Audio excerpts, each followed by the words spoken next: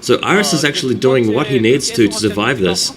He's starting to get into a strong position, and the longer the Mutalisks delay in actually doing some serious damage, the more time Iris has to defend against this. And I like this. He's got just a few Marines backing up his turrets in his main base, allowing him to spread the turrets out without having to cluster them with sort of three in one group. So that's really the way to defend against Mutalisks in small numbers.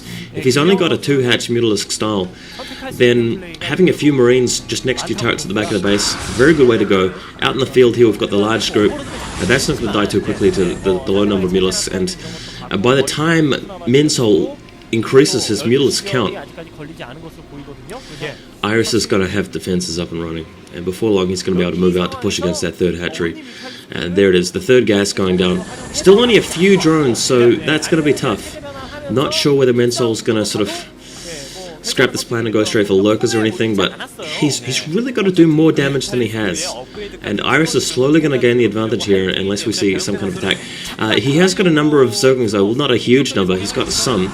So maybe a push in with Mutalisks and Zerglings might be the way to go, but then again, I don't think he has the numbers for that. There's the factory, so once Iris techs up, it's going to be really a fair amount of trouble for Mensol, but pushing out now, getting some kills. Attacking just charging straight with the Mutalisks. He's getting kills with these Mutalisks here. This is actually going quite well for Iris, indeed. And Mensol, I feel like he's on the back foot here. We've got a Queen's Nest going down, so he is actually going straight for Hive.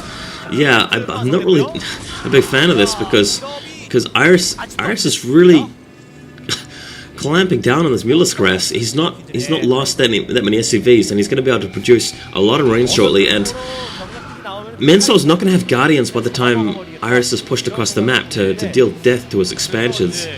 So there's the Hive, but I'm not sure if he's going to get the window for it. I'm not sure if he's going to get the window for it at all, because these Marines, they are going to be able to push up, and he's slowly pushing out, but I mean all the time. I mean he's adding Marines faster than he's losing them. There's two more barracks, and once those barracks start kicking in, that's going to be hard. And bear in mind he's not cutting any SCVs at this point. He's going all out,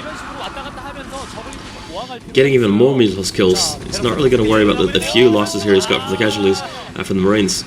Zerglings taken out. Oh, another Mutalisk flying over top of the Marine ball. There's Mensol not looking particularly optimistic. But we'll have to see how that goes. Oh gosh, Mutalisk's retreating now. The Hive is not complete yet. And even after the Hive is completed, he's still got to build that Great Aspire. And out in the field, Guardians just aren't so good in open ground. They're really great over ledges and stuff, but in open ground, the Marines could possibly just rush them. This is a bit better by Mensol. Oh, doing a much better job killing these Marines now. He should have been doing this ages ago, and cleaning up Iris's entire force. So this is actually looking a lot more positive for Mensol. Iris is having to rebuild his stock of Marines and so forth. He's going for that science facility. I wonder whether he's using enough scans to see what's going on back here. But there's the Great Aspire. So wow, if Mensol has enough Mutalisks left over after this, and it looks like he does. If he can get those Guardians up and running, he may have a chance here. But he did lose a lot of Mutalisks while he was trying to take out Iris's Marines. And Iris has got another force of Marines up and running already. 5 barracks is pumping. He's lifted off his factory. He pretty much knows that he's not up against lurkers here. He's going for that extra starport. He's well aware of Mensol's plan here. So he is going to be building vessels and probably wraiths as well. And that's going to force Mensol to really try and fork out for Scourges and Devourers and getting Overlord speed, preferably to avoid losing the Guardians. And he's upgrading. Yeah, he's upgrading Wraiths, upgrading Wraith cloaking. So Iris is looking pretty comfortable, despite not being able to push across the map to take out the expansions. It looks like his plan is really just to sort of keep going, plugging away in the middle in these little firefights, and defending against the Guardians later on. So the Guardians are ready. And Mensol's expanding at the 9 o'clock as well. I really like taking up to sea there, just flying away the factory over the turrets. That's where he expects to be attacked from. He knows the Mutalisks are going to be heading over there to morph into Guardians fairly shortly, but if they morph into Guardians, Iris just has to push across the map and wipe out Mensol's forces. And Mensol doesn't have any sunken colonies, and he's morphing Guardians now. They're in range of the Marines. This looks deadly. Marines killing a lot of Mulus and Cocoons there. But now that Mensol's got 3 Guardians morphed, the Marines are getting picked apart. So just trying to move out of range of them. He's got Wraiths on the way, and he's got more Marines coming in. But this looks bad. He needs to stay out of range of the Guardians.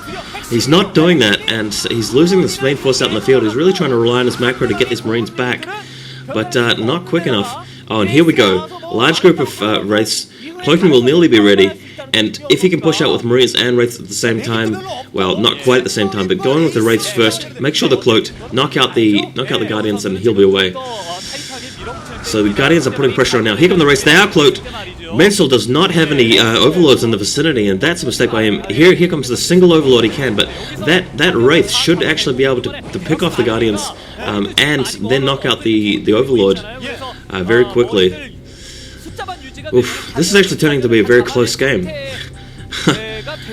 Wow, I honestly can't say whether one player's in the lead, because both players have an opportunity to win this. They just have to play their cards right. They have to do the most they can with the force they've got. A lot of Marines committing now, and they are going to be taking 5 from the Guardians, but the Guardians are being forced back by the Wraiths, so these Marines actually inflicting a lot of carnage. Wow, oh my god, firepower of this Terran army is going to be too much for the Zerg, and there's the GG. So it actually turned out that Iris played that perfectly at the end. I mean, he made what I thought to be a couple of mistakes there, but you know, after after he built up that critical mass of Marines and Wraiths, then it was no trouble to deal with Guardians and Mulus. Nice stuff. So he'll be going through to the winners match to face whoever won out of later and for GG, and I'll be really looking forward to that. Iris is a very good player, and I'll be rooting for him, and I hope you guys will be as well. Thanks guys, this is Vol, and